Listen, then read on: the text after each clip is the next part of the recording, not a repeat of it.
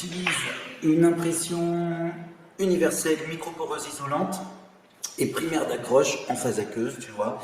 Donc ça va me permettre d'isoler les taches de la salle de bain. Le plafond est terminé, tu vois. J'ai protégé le sol. Donc j'utilise un 12 mm microfibre, le produit qui a été préconisé par Unicalo, c'est le manchon vert. Je commence par un angle, voilà, comme ça, et je viens lécher mon bord de mur.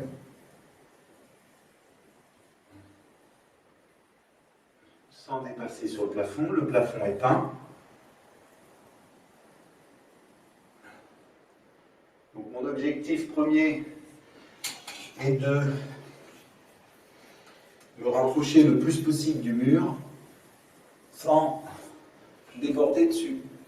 Pareil de ce côté. Comme ça, je vais faire le tour de la pièce. Voilà, dans un sens et dans l'autre, parce que comme la toile de verre est structurée, eh bien évidemment, tu as du mal à, comment dire, à le faire en une fois. C'est pas comme quand un mur est lisse. Donc là, du coup, je vais le plus loin possible pour que je déplace mon escabeau le moins possible. Et mon boulot, je vais bien le graisser pendant peut-être 1 minute. Et une fois qu'il est bien graissé, alors tu appuies un peu dessus, tu fais rentrer bien la fibre, bien la peinture dans la fibre. C'est une opération que quand tu utilises un nouveau rouleau, il ne faut pas que tu négliges.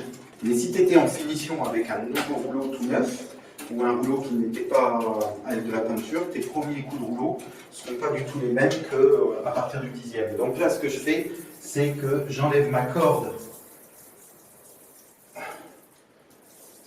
Mon œil se fixe sur le haut du rouleau pour ne pas toucher le plafond. Tu vas le plus proche possible du plafond. C'est ton seul objectif. J'ai mangé un peu de mur. Voilà. Et maintenant, ce que tu fais, c'est que tu viens faire mourir légèrement ta peinture, comme ça, pour enlever la trace de corde que tu pourrais laisser sur le rouleau. D'accord? Les tours sont faits. J'ai commencé un peu ma descente de tuyau, tu vois, je me suis arrêté à la hauteur d'homme. Et, excuse-moi pour la lumière, et voilà, je me suis arrêté à hauteur d'homme. Donc c'est une peinture, quand elle va sécher, elle va devenir légèrement transparente. Donc c'est pas une peinture opacifiante, c'est une peinture, un fixateur multi-support qui va bloquer les taches. Elle va entourer la tache, elle va venir la bloquer à l'intérieur d'elle. Il faut que tu attendes un temps de séchage. Alors ça dépend de ton hygrométrie, de la température. Moi je dirais, en général sur les peintures bloquantes, il faut attendre environ 24 à 48 heures. Si localement tu as des taches qui réapparaissent, tu peux repasser une deuxième couche et attendre on va dire 24 heures. J'ai bien fait de nettoyer la peinture jaune qui ressort, et donc je viens au maximum sur mon carrelage en essayant de respecter une ligne à l'œil pour couvrir cette peinture jaune. Mon objectif, c'est de couvrir le carrelage. Voilà. Voilà. Voilà.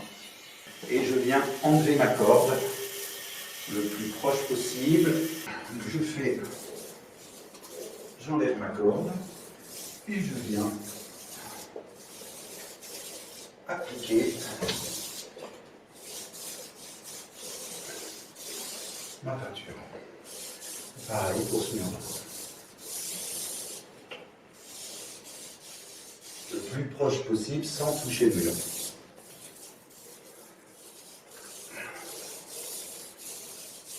Par secteur, je viens réguler ma couche.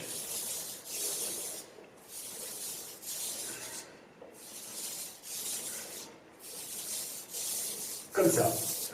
Tu vois que le haut est légèrement moins couvert que la partie que je viens de finir, parce qu'en séchant, le fixateur devient légèrement plus transparent. Avec mon rouleau, j'utilise une petite perche de chez Sirette. C'est la référence M800. Ça va me permettre d'aller jusqu'en haut en ayant une petite perche, tu vois, parce que j'ai pas de recul. Et avec une grande perche, ben, j'aurais du mal à travailler. Il existe plein d'accessoires aujourd'hui en peinture qui t'aident dans le travail. Donc je charge bien mon rouleau. Je dépose ma peinture au milieu du mur. Voilà, je descends et je monte. Il ne faut pas qu'il soit trop chargé quand tu montes et que tu descends. Voilà, je vais l'allonger un petit peu, comme ça je serai encore plus haut. Et je touche comme ça.